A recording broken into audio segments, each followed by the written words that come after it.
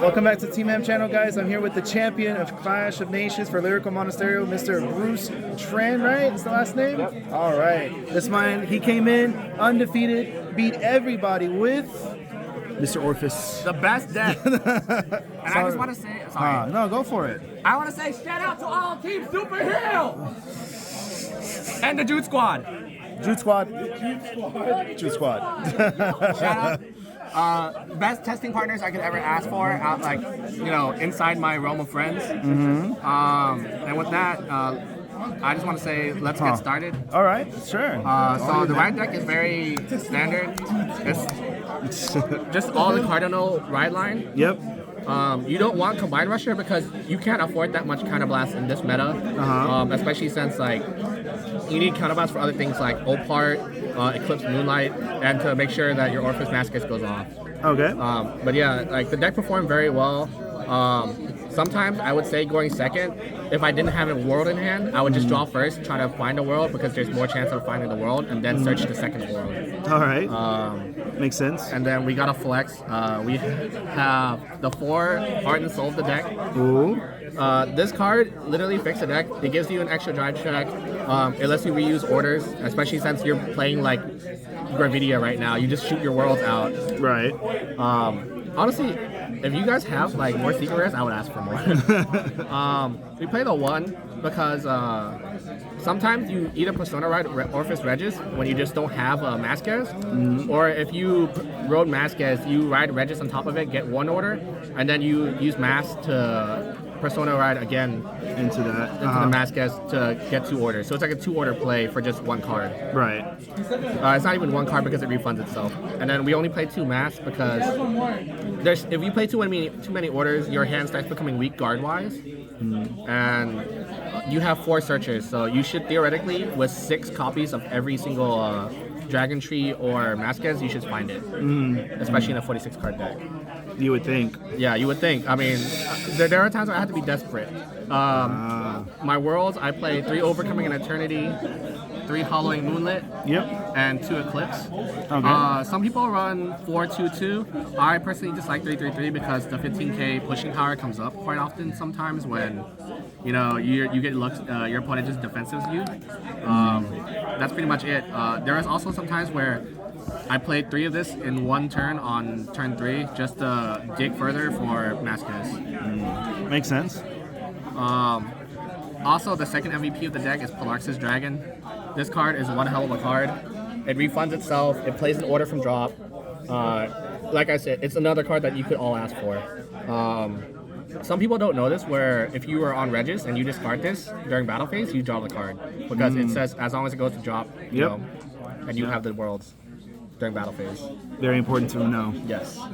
And then we have 4 Cyberkai tools. Like I said, such a good card. It's a very good card. The Dragon Tree searchers are all busted. It makes a marker for you. The plus 5k is relevant, and it searches Masquez, so it deck stins 1. And this is what I mean when you play 6 copies of everything, because these all are intertwined with each other.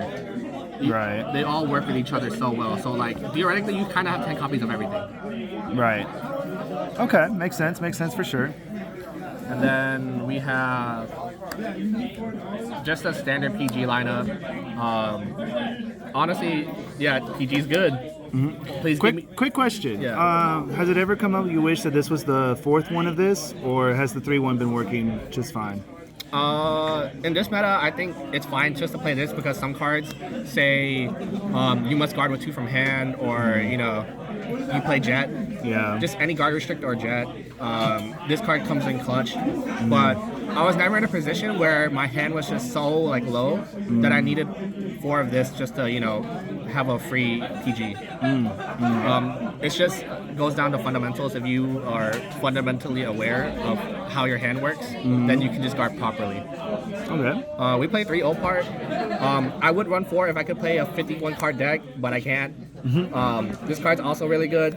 It's CB1, put an order from drop, so sometimes it combos with Polarxis or Orfist Masquez or Regis. And it just makes another makes another Shadow Army token when you're in battle phase. So sometimes you just have 2 of these and then 2 Shadow Army tokens, right?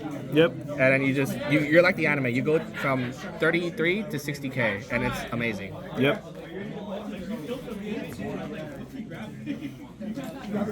And then my heal lineup's kind of weird. I played 3 regular heals and then 1 Obi fold.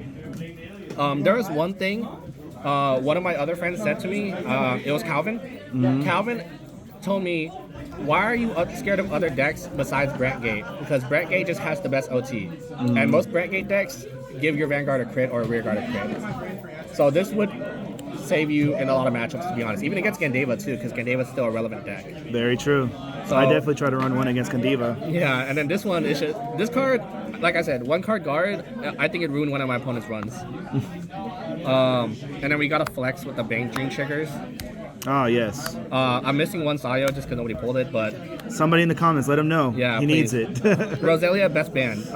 You know, without Roselia, you wouldn't be having an overdress opening or an ending. Damn. In theme, we have 3 Barbazone. I don't know if you can tell, I love Link Joker. Yeah, you can definitely tell. And then I'm a draw believer in this deck because you already hit for such high numbers that most of the time, draws have helped me get to where I needed.